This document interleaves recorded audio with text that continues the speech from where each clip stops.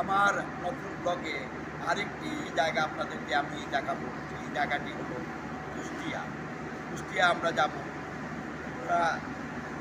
ট্রেনে, সেটি সুন্দরবন এক্সপ্রেস। আর কুষ্টিয়া আমরা কিছু দর্শনীয় স্থান দেখব, সেই জায়গাগুলো আপনাদেরকে দেখাবো। বিশেষ করে লালন মাজার, সেই মাজারটি দেখাবো, যদি সম্ভব হয় কুড়ি বাড়িও দেখাবো। চলুন আমার সাথে কুষ্টিয়ার লালনের বাড়ি।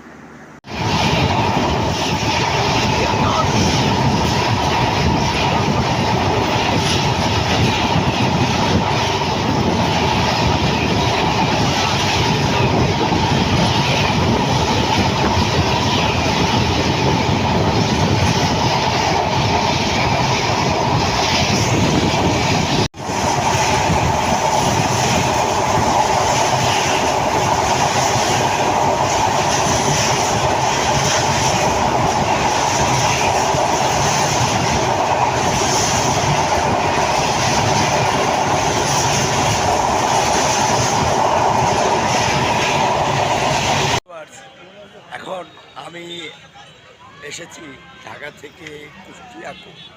আপনাদেরকে আগেই বলেছিলাম যে আমি আপনাদেরকে নতুন একটি জায়গা দেখাবো। সেই জায়গাটি হলো লালন শাহ মাজার। সেখানে আমি আপনাদেরকে এখন নিয়ে যাচ্ছি। এইমাত্র আমি কুষ্টিয়া কোর্টে নামলাম। এখন কুষ্টিয়া কোর্ট থেকে আমি সরাসরি চলে যাব লালনের মাজারে। চলুন আমার সাথে লালনের মাজারে। এখন আমি কুষ্টিয়াতে লালনের মাজারে এসেছি। সেই মাজারটি আপনাদেরকে আমি এখন দেখাবো। আর এখন আমি মাজারে ভিতরে ঢুকছি। প্রথমে লেখা আছে যে মাজারের পবিত্রতা রক্ষা করুন এবং পবিত্রতা বজায় রাখুন। সকল প্রকার যানবাহনেই মাজারের ভিতরে প্রবেশ নিষেধ। আমি এখন মাজারের ভিতরে ঢুকছি।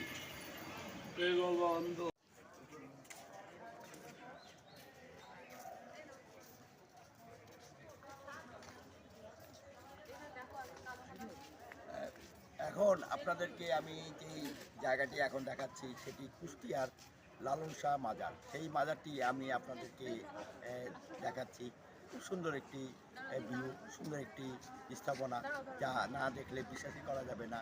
এত সুন্দর একটি দেখার মতো জায়গা এবং ঘোরার জন্য একটি আদর্শ জায়গা এবং আদর্শ মাজার, যেটি সব ভক্তরা এখানে আসে এবং প্রতিদিন হাজার হাজার লোক এখানে ঘুরতে আসে, দেখতে আসে। সারা বাংলাদেশ থেকে এবং বিদেশ থেকেও এখানে লোক আসে। সেই জায়গাটি আমি আপনাদের দেখাচ্ছি, লালন শাহ মাজার। আর এখানে কিভাবে আসবেন সেটা আমি আপনাদেরকে অবশ্যই বলে দিব। আর এখন আপনাদেরকে আমি পুরো মাজারটি ঘুরিয়ে ঘুরিয়ে দেখাবো। চলুন আমার সাথে মাজারের ভিতরে।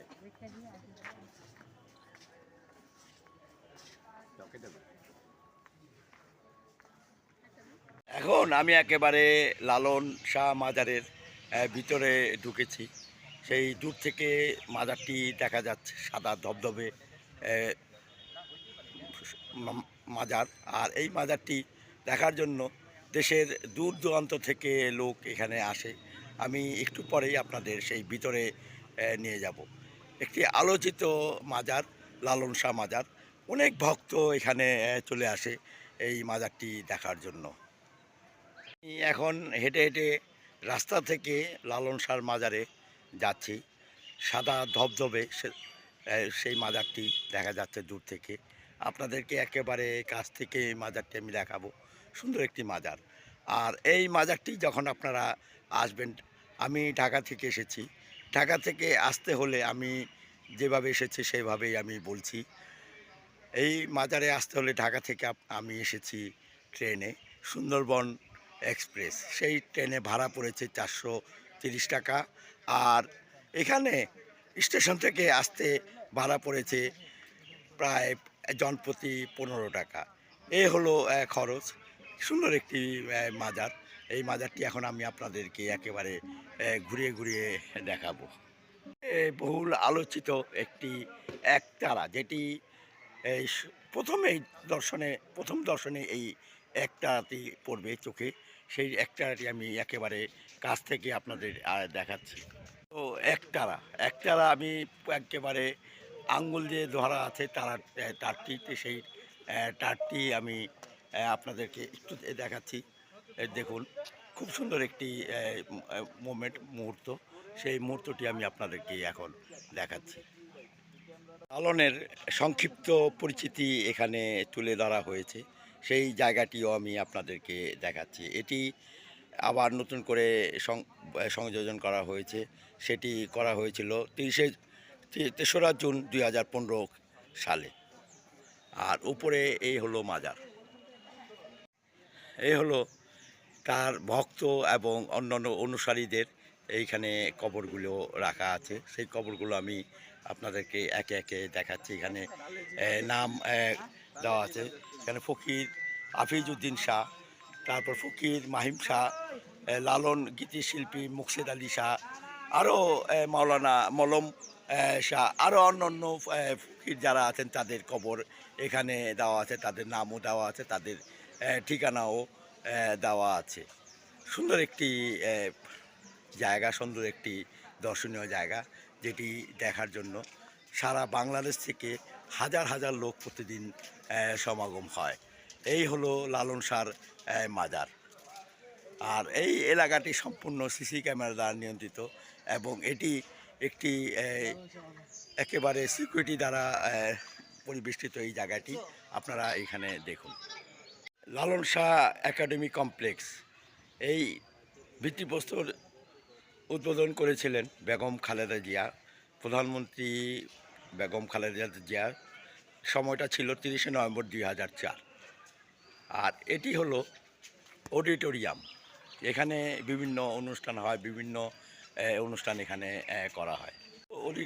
অডিটোরিয়ামের জায়গা। এখানে যারা ভক্তরা আসে, এখানে ভক্তরা এসে তার গান বাজনা হয়, এখানে অনুষ্ঠান হয়। এই জায়গাটি এখানে নির্দিষ্ট একটি স্থান। এখানে সবাই এসে থাকে, বা থাকার জায়গা না থাকলে এখানে এসে থাকতে পারে অনেকেই। একটি মানচিত্র রাখা আছে। এই মানচিত্রটি ধরেই আপনারা এখানে আসতে পারেন। আমি সেটি এখন আপনাদেরকে আমি দেখাচ্ছি। আর এটি সৌজন্য হলো উপজেলা প্রশাসন, কুমারখালী, কুষ্টিয়া পর্যটন উদ্যোক্তা। মানচিত্রটি এখানে তুলে ধরা হয়েছে।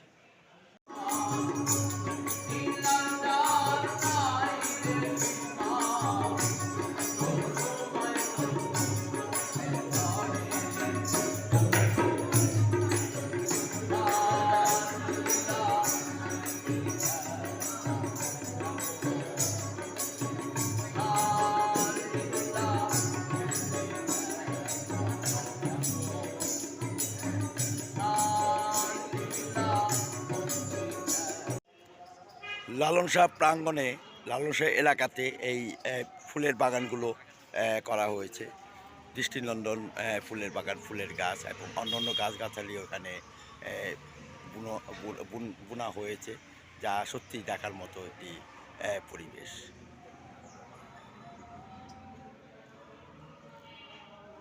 তার প্রাঙ্গণে কিছু দোকান আছে, সোভিনির টাইপের জিনিসপত্রগুলো এখানে বিক্রি করা হয়, যেমন ওকা, একতারা, এগুলো এখানে বিক্রি করা হচ্ছে এবং কিছু খাবারও বিক্রি এখানে করা হচ্ছে।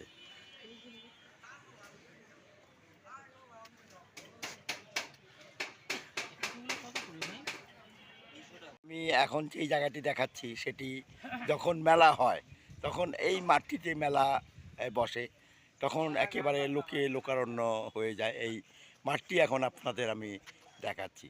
খুব সুন্দর একটি জায়গা এবং এখানে কিছু চায়ের দোকান এবং খাবারের দোকানও এখানে আছে। এখানে বসার জায়গা আছে। আর আমার এখানে দেখতে পাচ্ছেন আমাদের ভাইগনা, প্রাণপ্রিয় ভাইগনা শাহজালাল এবং বাবুল, তিনিও এইখানে এসে সেই জায়গাটি উপভোগ করছেন।